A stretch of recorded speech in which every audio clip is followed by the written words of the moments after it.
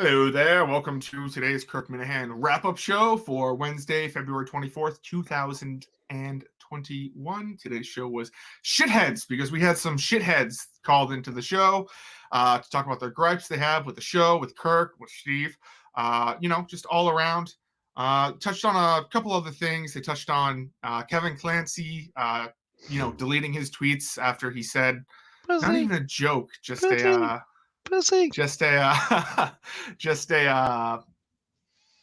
some misinformation out there about Tiger Woods. Can't wait to talk about that. There was Steve. Why? Yeah, I'm sure you're going to defend my guy, Kevin. Actually, I am. Yeah, I am too. I have. It's so weird. I will get into that, but there's a little bit of Benjamin Allbright stuff that was brought up. He's my new best friend. We talk almost every day. It's great. Sounds like it. I am joined, as always, on Wednesdays by the one and only Tim in Canton. I'm sorry. Hey, you get it right. Tim in Canton. All right. Either or is fine. I know KFC called you Tom in Canton because because it's really my name, actually. So by trying to get it wrong, you got it right, which is great. At first, when I first saw that tweet, I go, well, he's not wrong. He's not wrong. And I've said before, my name is Tom, and the only reason it's Tim is because I'm such a loser and call into radio. I used to call in so much, I had to have like 3 or 4 different names. Yeah. And that's the one that stuck. Yeah, so I thought that was funny. But let's jump right into the phone calls today. I thought the Menners one was much more entertaining. I think Menners was much more balanced. I think he kind of, he was playing the contrarian role, but I think like Kirk said, he's a major fan of the show. He doesn't want to see it go anywhere. He brought up some points that I think is stupid, but they had back and forth with Kirk. About how Steve is checked out, stuff like that. But overall, I found it entertaining. Did you have any takeaways from the? I just the fact that Kirk the show was about calling out to 2 fans was outstanding. It was just awesome. It was awesome. I know a lot of people had different opinions on the phone calls. I love that he called out to both of them. I mean, who else does that? Even Howard Stern didn't necessarily call out to people who disagree with them that claimed to be fans or were fans. Or so I thought it was awesome. I thought it was very entertaining. I will say, I love content, so I don't care. Call me a Kemp, call me a Temp. I don't give a shit. I love the content. I know a lot of people would want to fast forward. I listen to it with my ears covered so I can hear every word said, but that's for different reasons. Yep. I will say Mayo sounded like every corporate earnings call I have ever been on. The questions he was asking, I was starting to nod off. I'm like, why do we care? I don't, he cares. I don't, but hey, whatever. It's his deal. He called him, not me.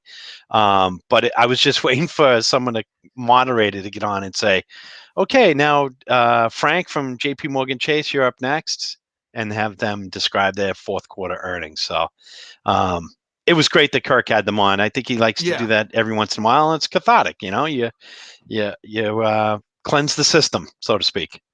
Yeah, I mean, every once in a while, Kirk will give a voice to one of these people just to prove them wrong. But a lot of it had to do with Steve, not so much Kirk. Yes. So I'm gonna get into that in just a little bit, because I heard Menners, they were talking about advertisements and what if Barstool looks at it and says, oh, if Barstool looks at it and says, oh, the case is so great and so perfect, what if we don't have Kirk do the Kirk Minahan show anymore? Am I the only one who understands that the case has not been released yet? I see all these Minifans talking about like what's going to happen. Kirk's not going to do the Kirk Minahan show anymore. He's just going to do the case, which he said, which I think personally, he kind of said as like a tongue-in-cheek kind of thing to start off, where he said, hopefully, this takes off and I don't have to deal with any of these, assholes ever again. But you see people like Menners who are like, well, Barstool's so impressed with the case. I'm sure the case is going to be great, but we have no idea what the numbers are. We have no idea how popular it is. But Kirk has said that what he has shared with Barstool, that they Yes. were very supportive. Yes. Yeah. He hasn't said anything about numbers. Obviously, there aren't any, but he has said that they're extremely supportive. They're very positive about what he's doing, and they're looking forward to when it comes out. Yeah. So Yes, I'm sure it's going to be great. But for the Minifans who are like, Kirk Minahan show's done. It's done. Barstool's going to offer him this huge contract just based solely off the case, which is just not how contracts work. They just, well, what's nice is that Kirk does understand that none of us know. And we all, it comes from it, and he realizes it comes from a place of nobody wants the show to go anywhere. You know, in my real job, I talked to my boss, and he's like, "All right, you got to calm down. You know, this is the way things work. You've been doing this a long time. We get overexcited, we get anxious, we get, I don't want to say desperate. That comes later, but you do. You start to think things, and you start to have a perspective on things when you don't know." And this is, it can lead to these things. But the good thing is Kirk understands that, and he gives voice to it. You can tell he pays attention to everything. Yes. I mean, he doesn't miss anything. Yes. Like I said, like you said before, like when he was talking about his contract, I think I said this either on Friday's wrap up or Wednesday's wrap up, where the only people that know about Kirk's contract are him, Erica Nardini, Dave Portnoy, his lawyer, and Will, and those are the only people that are in the know about his contract. So I just found it funny when people speculate about his contract and how much he makes or what's his revenue share or blah blah blah, as if that Wills is actually his lawyer, which is a shock. Right. I mean, that was very surprising to hear today. I'm not surprised. And that Will's last name is Blazer. I thought that was just a moniker that he used, Willie G. Blazer, but it's his real name, huh? Yeah, I guess so. I had no that's idea. A great last name. First of all, I'd also like to say shout out to intern Nick. Kirk remembered Nick's last Nick name. Streeter, right? Yep. He's a good guy. I talk to him every now and these then. are all questions that may come up at another time on a different type of show, if you know what I mean. So yeah, so having the contrarians on, I mean, Andy Mayo is just a piece of shit. I mean, he's talking about the raffle, which they were trying to do a 5K in the middle of a pandemic, and if they were on their own, they would have been able to do this, but Barstool refused to give them the names to do the raffle, which sucks. I mean, I think Kirk's made up for it in a million different ways in the amount of things he's given us these past, it's almost been a year now since then. And the other thing is, what the fuck was I just about to say? Tim, talk about something while I think of this. Well, he had a point. I mean, we're back to relitigating things. I can't remember all that stuff, and I'm the freaking note taker. Mm-hmm. So, I'm going back and looking at those shows and the notes, and then I vaguely remember that they did address some of that stuff. I mean, a lot of this is breaking new ground. I mean, you're also talking about a podcast that calls out to its fans and calls the fan the fourth member of the show. So everything isn't perfect. Nothing is perfect. The only thing that's perfect are plans, right? So, I don't even remember that there was an issue with the 5K, but then again, I can't remember. I don't know. Minority that I don't remember what the whole issue was with the app or something at the very end. But again, it seemed like more of an attack on Steve at one point. It started with Kirk, but then it moved over to Steve. So I wanted to talk about, I think the silliest of all of the quote unquote controversies that the Kirk Minahan show has had might be Pizzagate. When they tried to raise money for a billboard that says like Bob Murchison sucks, or that's right, yeah. And then they couldn't get the billboard. Then they just couldn't get someone to put up the billboard. So instead, and they didn't they give people all their money back? They did. And then so instead of that, which a billboard would have been fine, I guess, but I don't think it would be something they would do today. I'm sure they'd much rather have an event. They decided to have the Peace Vigil and rent out Jack's Abbey and, pay for everyone's pizza. I don't know about you. You went to Jack's Abbey, correct? I did. Yep. Would you consider Jack's Abbey to more of a KMS event or a billboard off somewhere where you would pass by and it says Bob Murchison is a phony. All right, so I get both points. Mhm. Was the money originally supposed to be for a billboard? Yes, but then they explained what happened, and then they took the money and put it towards Jack's Abbey. Having been there, hell yeah, I would much prefer Jack's Abbey. But then again, I didn't care. I didn't. He could have said. They could have said, "Hey, give us $30, you get a T-shirt, and also I'll take a shit in your face." And 90% of us would have been like, okay, when, where's the shit in my face? So I don't know. I don't pay that much attention to it. I don't really give a crap. And Jack's Abbey, yes, I remember when that happened. There was pizza, there were drinks, there was there a was no show. there was no like the Kirk Minahan show did not buy people drinks. No, they Like, did not. it was also not like an open bar kind of thing. No, So, he had to buy him, but there was pizza, and I do remember it seemed to be plenty of pizza. But yeah, I'm starting to forget that stuff too. I don't know. yeah, I think it was just all. I still don't. I guess just don't recall what the whole issues were. But I go back to the fact that Kirk would call somebody at 9:30 as promised and say, "Okay, let me hear what you have to say." Mm, I yeah. think that's it was I thought it was an awesome show today. I really do. Yeah, no, so did I. I think it was. I was I love the very Wednesday entertained. show. The Wednesday shows are my favorite shows. Besides on Mondays, normally I like the Monday shows a little bit better than Wednesdays and Fridays. And then on Fridays, I tend to like the Friday show better than Mondays and Wednesdays. So you're a Wednesday, Monday, Friday guy. yeah. Okay.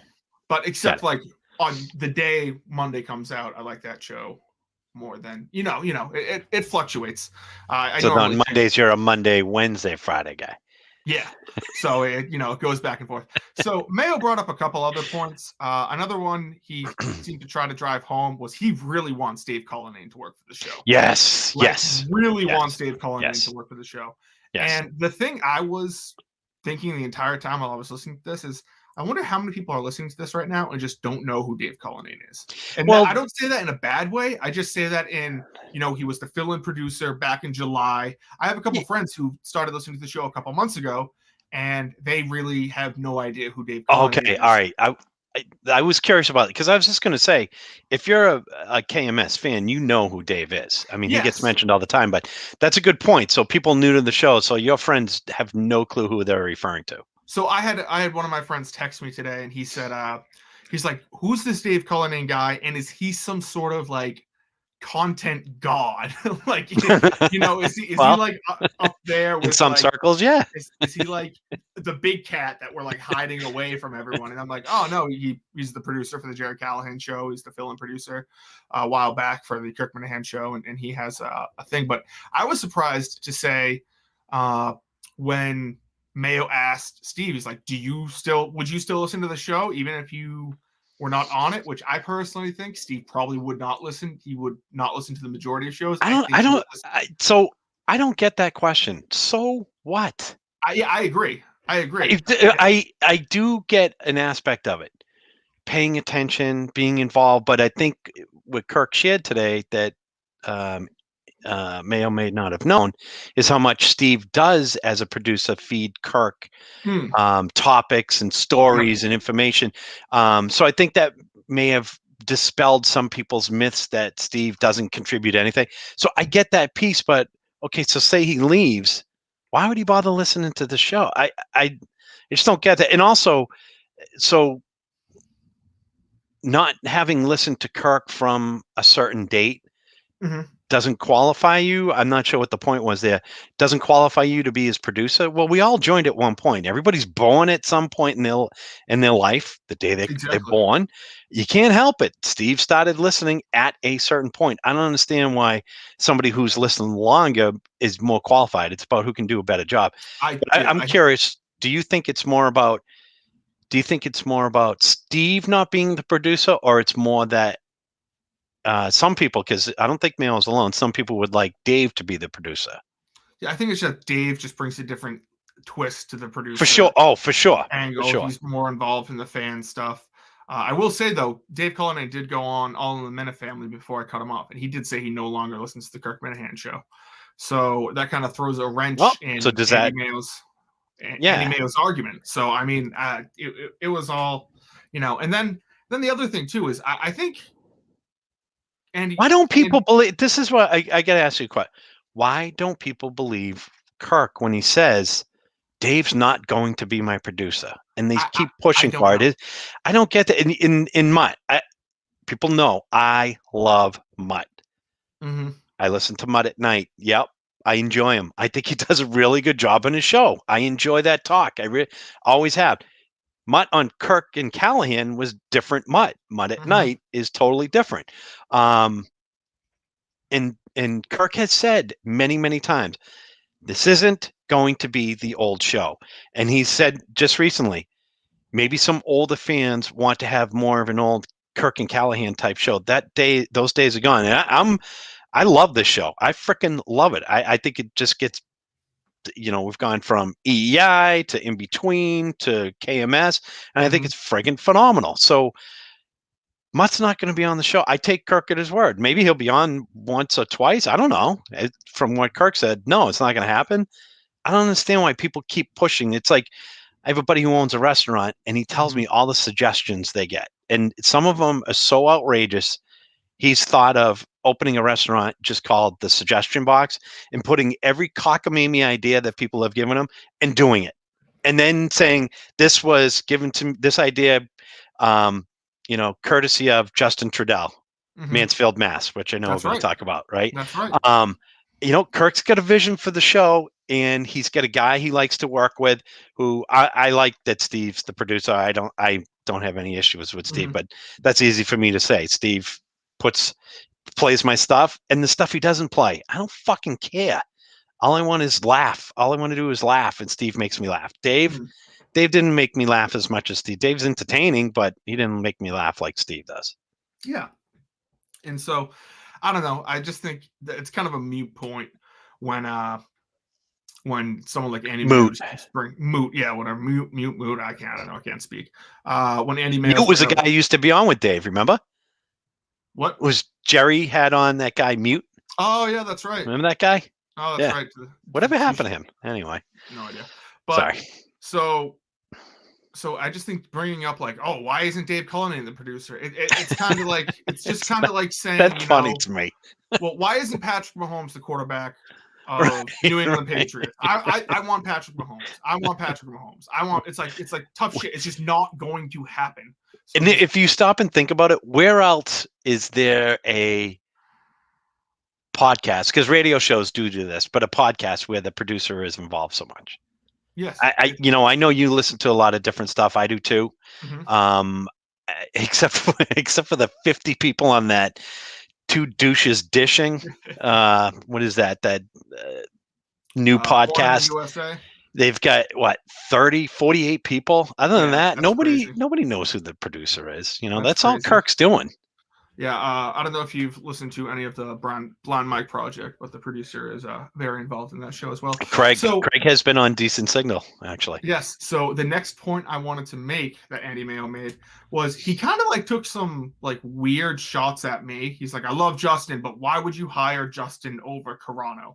And I think that me and Carano are in completely different areas. Yes. I think you have different skill sets and jobs and yes. I mean, like Kirk said, like I'm 24 and I like fucking with radio hosts in Denver. I don't think Carano would be the best at that. If in producing, if Kirk needs someone to set up a studio or do something in that nature, yes, of course Carano would be better than me. Musically, who knows more about movies and stuff? Carano does. Musically, other than singing, Carano's probably better than me. You haven't heard my rendition of Just Like a Prayer by Madonna. No, but I have heard Matt's mainstream music. He's a pretty damn good singer.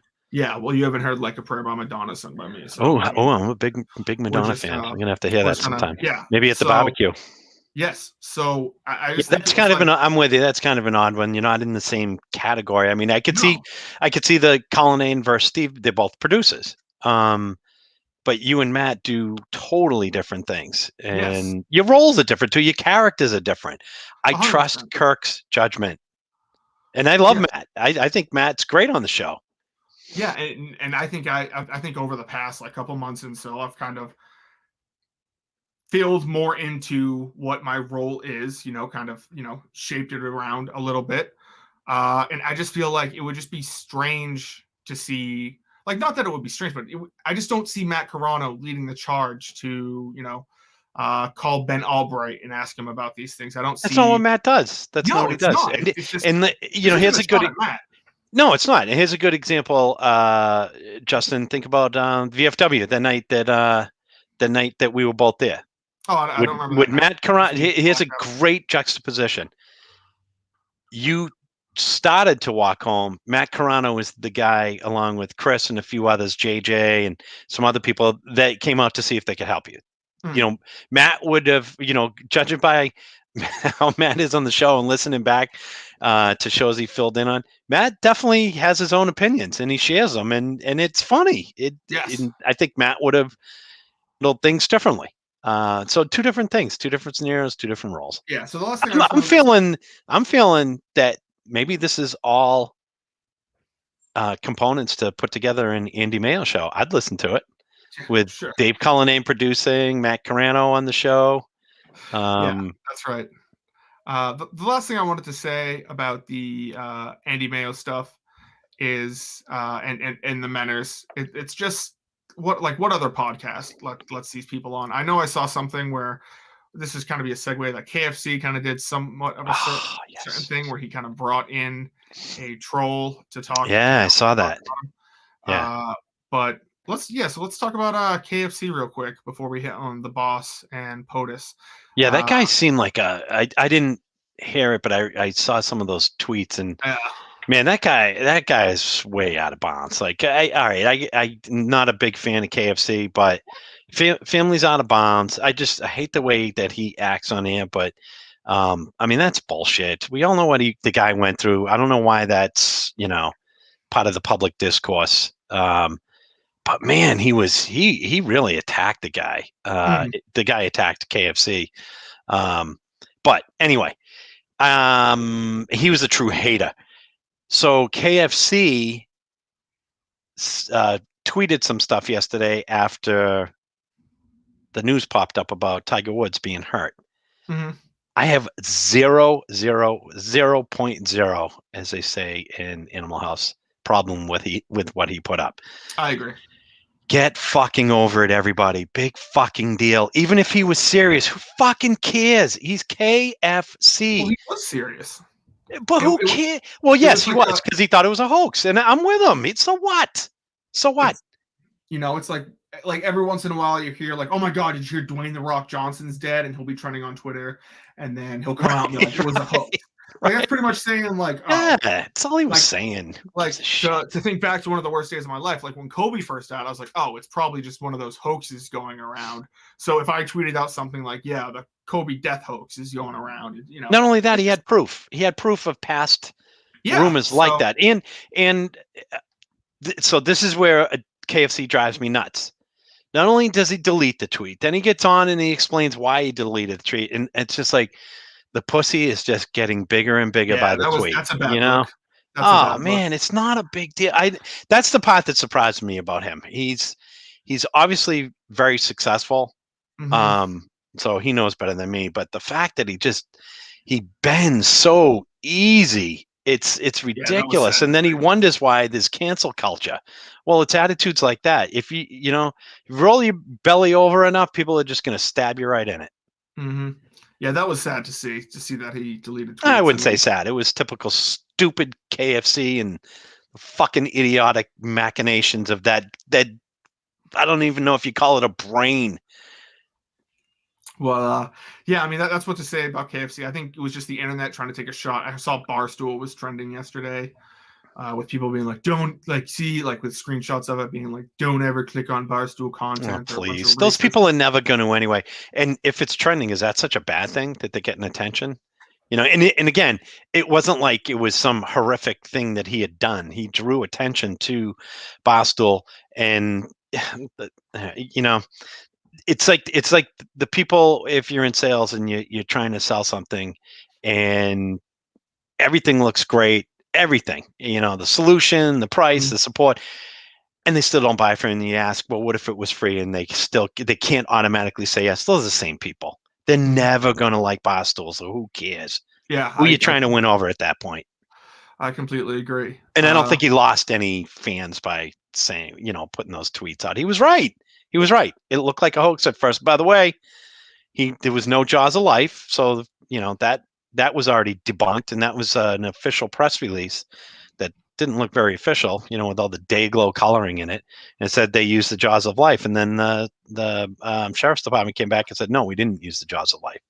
So, he wasn't wrong. There is one person out there who is not a fan of Kirk Minahan, and I'm going to make it my life's mission to make him the biggest Kirk Minahan stan the world has ever seen. That is one Benjamin Allbright. So Friday, Monday, and yesterday, we've just had people trying to call in with some hot Broncos takes. They have some hot Broncos takes. I don't know if you know about this, but like Justin Simmons, are they going to franchise tag him? Are they going to sign him? It's a bad look if they just let him hit free agency. I mean, what does that show to the other players? I have some hot takes I want to get through.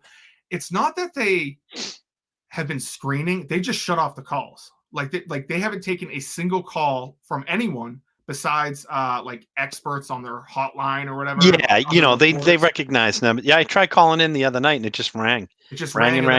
This has been Verizon, blah, blah, blah. And so it's so they've just been shutting it off, which I think is a win because they're eventually going to have to turn it back on. I mean, there's only so much you can talk about on Broncos country tonight until you go a little cuckoo. How many people, Justin, in the Metro Denver area you think was sitting in, like Kirk always says, that 7-year-old sitting in their car and said, why did this guy just mention a kid or a guy named Justin Trudeau in Mansfield, Mass, out of nowhere, out of context, and just put your name out there? That was very, very, very strange. But again, a view into the mind of one Ben Allbright.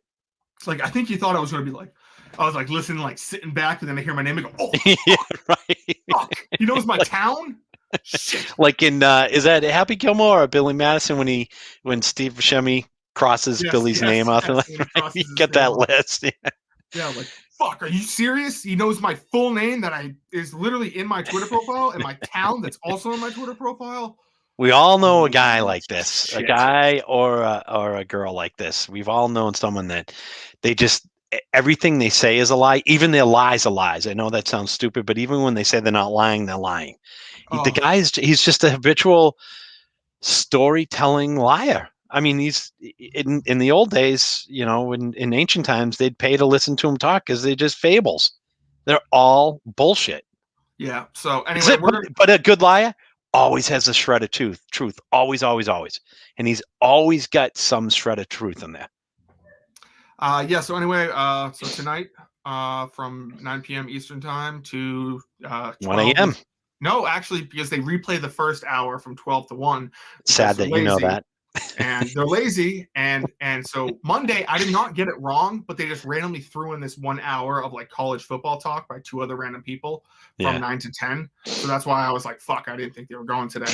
But so normally they do it from 9 to 10. I believe I have the number memorized. I believe it is 303-315-8585. That's catchy. And the text line is 699.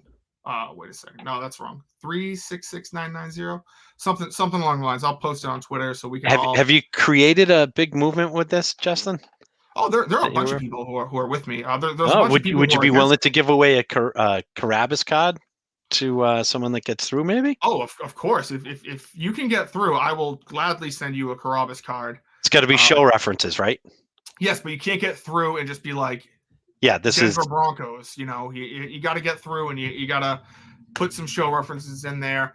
Such as I was a walk on the Razorbacks when I was he's going to be clued in, but you could get that in there because he did claim to be walk on, right, for Arkansas. So I will gladly send a Jared Carabas card, which if you have not done so yet, you can win by subscribing and rating 5 stars wherever you listen to podcasts, and then just send me a screenshot on Twitter, through email, all that fun stuff. So I don't know. That's it about the Benjamin Allbright stuff. I'll continue this until the day I die. Yeah, that's Oh, Steve Zalayer guy had a song today. Yeah, Wasn't great in my opinion. It's good to hear him back. I got excited. My nipples perked agreed. up. Agreed. I heard him. Well, my nipples didn't, but yes, I was very, very happy to hear him. And his the lyrics were outstanding. Outstanding. And the way he was off key on a few of those notes was awesome. I was glad to hear him back. You could tell he's working his way back in. Although, what did he tell Steve? He's still in retirement, but he's just stopping by. By the office. Love it. Love it. It was great to hear him. Anyway, that's that. Anything else from today's show you wanted to bring up? I think that was it. That was about it. The majority of it was focused on Menace. The call to Menace, by the way, not the calls in, the calls out. That's a big difference. Calls out to Menace, and Steve had to pay for that. That must have killed him.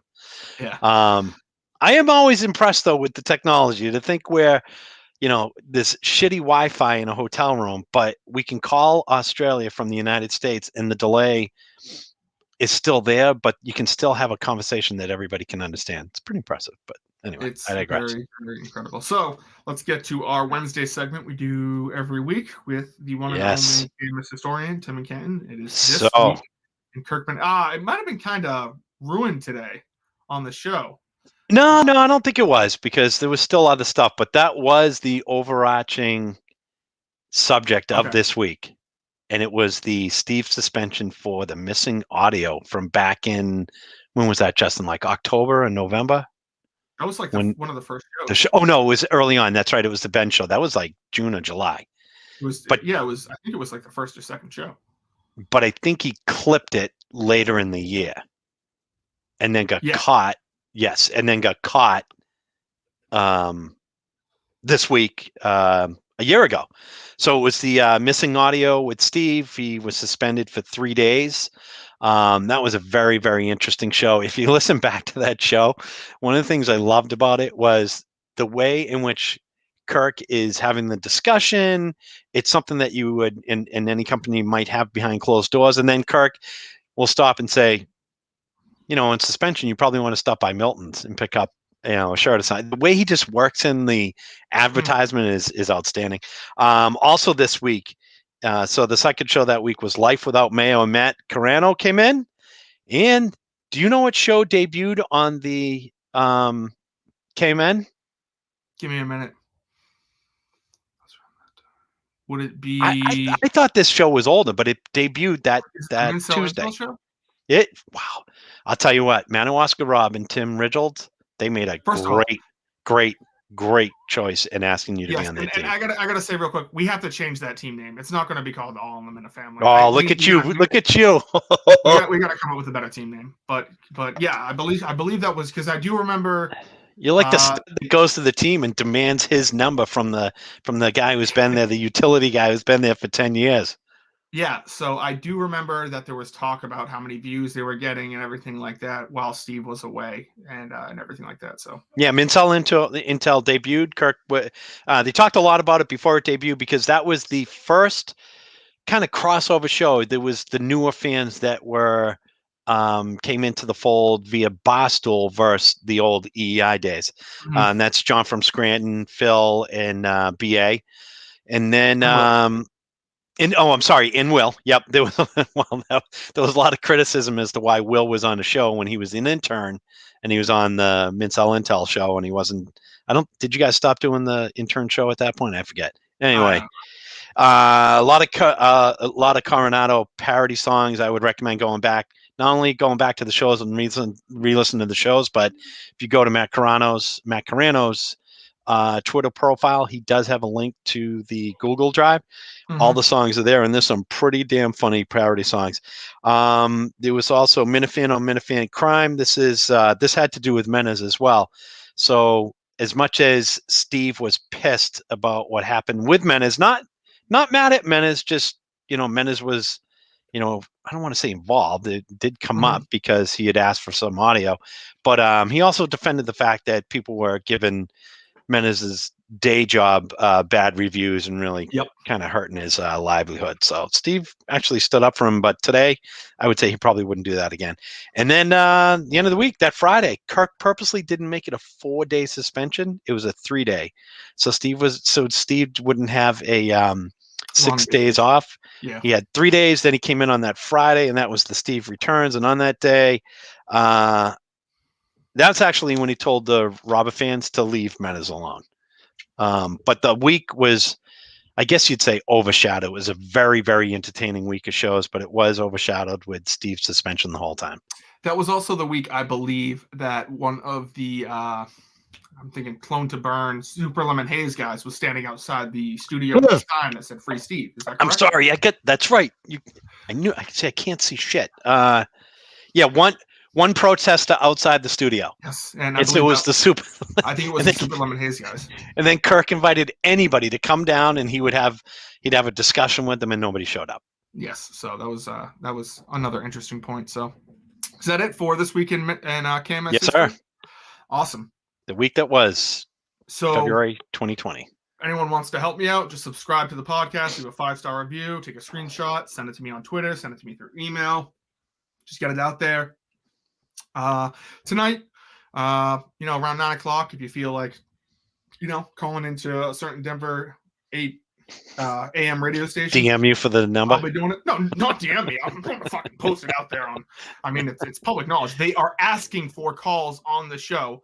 Me saying let's call in is not illegal. It is not wrong. I've not done anything below board in regards to any of this. If you get through, what is going to happen if you get through? What's the message? What's the goal? I don't say if, when you finally get through. We'll find out. We'll find out. It might I like the intrigue. It might not be this week. It might not be next week. It might not be the week after that. It might not be next month. But I'll get through. I'm going to get through. So hopefully they open up the phone lines, and we'll see what happens. So thank you to everyone for listening. Thank you to Timmy Canton for joining me. Obviously, thank you. Thanks, to Justin. Steve. Thank you to Kirk Seamus Minahan. Kirk knows my last name now, so that's very exciting as well. Yeah, he does. So thank you. That's bad though, because now he knows who he needs to fire. He can just say get rid of Justin Trudell before it could have been anybody. Yeah, before when he said, there would be some other Justin at Barstool. You could have given him Justin Duran's name. Remember Justin Duran? He was the one who sat in with him, and he wouldn't have known the difference. That's right. So once again, thank you to all those people, and I will talk to everyone on Friday.